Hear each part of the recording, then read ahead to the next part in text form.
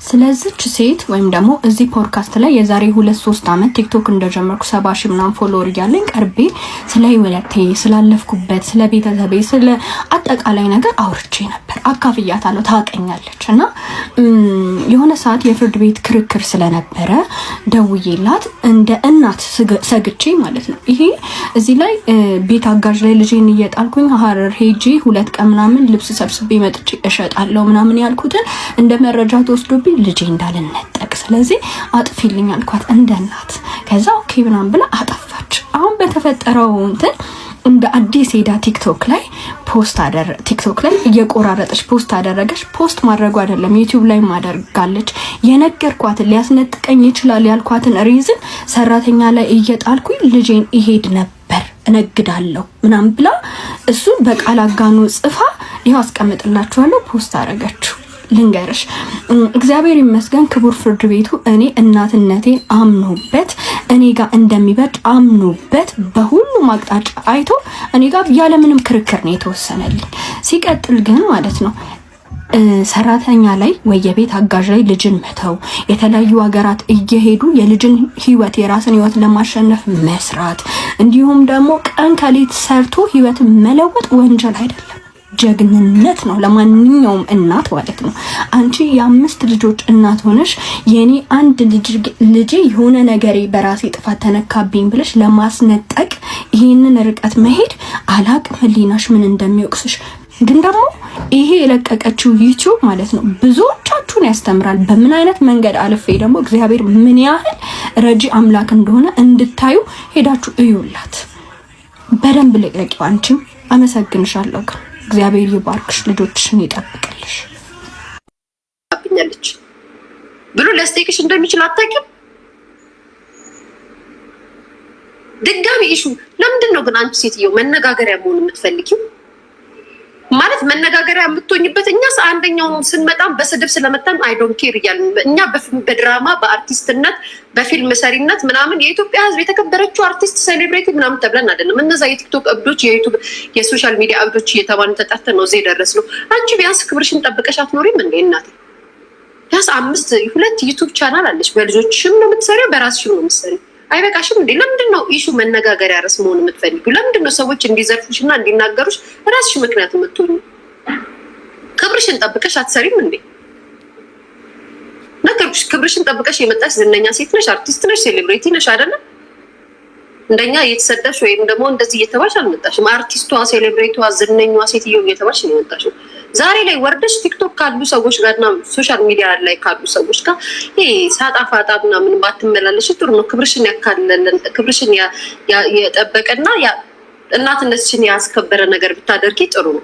ምክንያቱም አንቺ ለልጆች የምትከፊው በአጠቃላይ እቺ ልጅ ለአንድ ልጇ እየከፈለች ያለች እናት ናት። እናትነትን መቼም ከአንቺ በላይ እሷ አታውቅም ከአንቺ በላይ። ምክንያቱም 4 ልጅ 5ኛ ልጅ እያሳደግሽ ያለሽ እናት ስለሆንሽ ማለት ነው። እንዲወጣ ወይም እይታ እንዲጨምርላት ነው ይሄን ያደረገችው። ነገር ግን ቃልዬ በጣም መልካም ልጅ ከመሆኑ የተነሳ ምን እንዳለች ግቡና የኔ ታሪክ ስለሚያስተምራችሁ እየገባችሁ ይውላት ብላ ሰራችላት። በጣም ነው የሚገርመው። ስሙ ዝም ብላችሁ ደግሞ እግዚአብሔር ምን ያህል ረጂ አምላክ እንደሆነ እንድታዩ ሄዳችሁ እዩላት። በደንብ ልቀቂው። አንቺም አመሰግንሻለሁ። እግዚአብሔር ይባርክሽ፣ ልጆችሽን ይጠብቅልሽ። እናት እንግዲህ ወደ ጨዋታችን እንመጣለን ጋይስ። አሁን ጨዋታችንን እንሄድበት። እሺ መቼ ቃልዬ ካወራችሁ ጋይስ እኔ ሰጡት አስተያየት ነው እብድ የሚያደርጋችሁ አይዋቃለሁ። እነከሊ ስማችሁንም አልጠራም። ለነገሩ ምን አገባኝ? ራሳችሁ ታመጡት ራሳችሁ ሰጡን ዜና። አዎ ቃልዬ ከተናገረችው ይልቅ እኔ ሞራት ወሬ አሁን ጋይስ ፈርዶብኝ መቼ መሆን ፈጥሬ አላወራው። እንግዲህ የኢትዮጵያ ሕዝብ ይፍረደኝ፣ የሶሻል ሚዲያ ሕዝብ ይፍረደኝ። መቼም ሰምቼ ተደውሎልኝ ምናምን ይሄው ፊት ለፊት የሰማነውን እንግዲህ እናንተን በቤታችሁ የምትሰጡትን አስተያየት እኔም ጠረጴዛ ላይ ቁጭ ብዬ ከሀገሬ ልጅ ጋር አወራለሁ።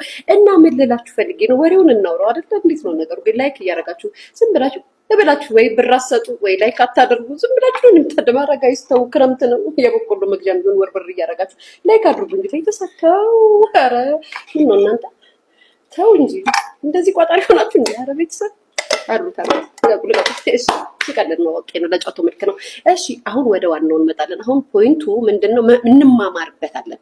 ተረድታችሁኛል ጋይስ? ወሬውን እንማማርበታለን፣ ጨዋታውን እንማማርበታለን። እንግዲህ ይቺ ዩቲዩበር ወይንም ደግሞ ይቺ ጋዜጠኛ እንበላት ምን እንበላት ቤተሰብ?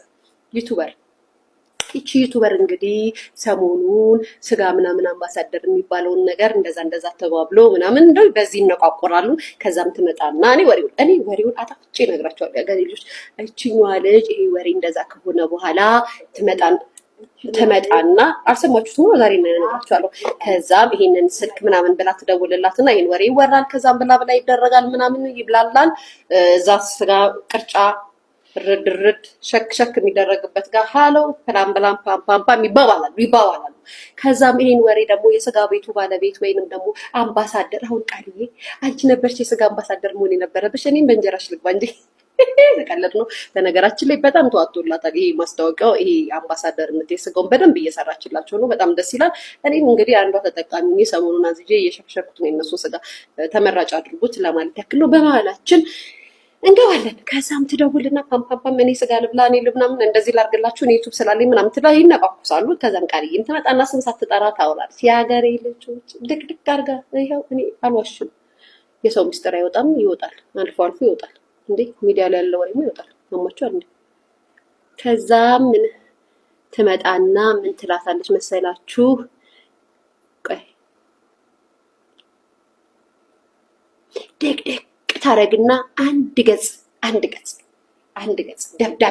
ደብዳቤ ነው የሚጻፍላት። ደብዳቤ ጭቅጭቅ አድርጋ ደብዳቤ ትጽፍላታለች። ጭቅጭቅ አድርጋ ማለት ነው። እኔ እንደዚህ ለመስራት ፈልጌ ነው፣ እኔ እንደዚህ ያልኩት እንደዚህ ማድረግ የለብሽም፣ እንደዚህ ከእንግዲህ ወዲህ በእኔ ላይ ማናቸውንም ቅሬታዎች ካሉሽ በመጀመሪያ ከኔ ጋር እንነጋገር፣ ምንም አያስፈልግም ሚዲያ ላይ ወጥቶ ማውራት እንደዚህ ማለት። ከዛ እኔ መቼም ቢሆን ከአንቺ ላይ ምንም ነገር ለመቀማት ወይም ባዶ በእድሎችሽ ላይ ተጽዕኖ ለመፍጠር አልሞከርኩም። መጀመሪያ ድርጅቱ ስም የጠየኩሽ እነሱ እቃ ለመግዛት ፈልጌ ነበረ። ቆይ ግን ሀሳቤን ቀይሬ አብሮ ለመስራት ምናምን ኮላብ ለማድረግ ምናምን እንደዚህ ጠየኳቸው ብላ ብዙ ነው ሁሉ ስለማይወራ ነው። ከዛም ብላትልና ይህን ሁሉ ነገር ካለቻት በኋላ ይሄንን እሷ ምታ ስለ ስጋ ቤቱ ካወራችላት ጽፋችን እንደዚህ ምናምን ብላ ትነግራታለች።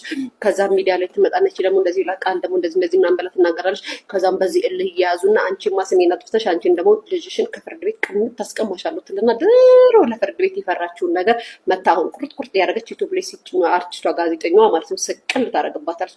ከዛም እሷ ደግሞ መቶ ቪዲዮ ስርት ታደርጋለች። ማቃሊ እኔ እንደዚህ አድርግ እንግዲህ ልጆችን እግዚአብሔር ይባርክልሽ፣ ግን እናት ጀግና ናት ብላ ንግር የሀገሬ ልጆች ግን እኔ የሚገርመኝ ጋይስ አሁን ማን ነው ጥፋተኛ?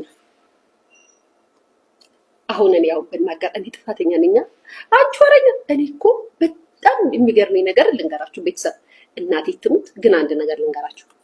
ሰው ማለት ነው እኔ ሰው ግን ታሟል ልበል? ሚዲያ ላይ ያለ ሰው ታሟል ግን ልበል?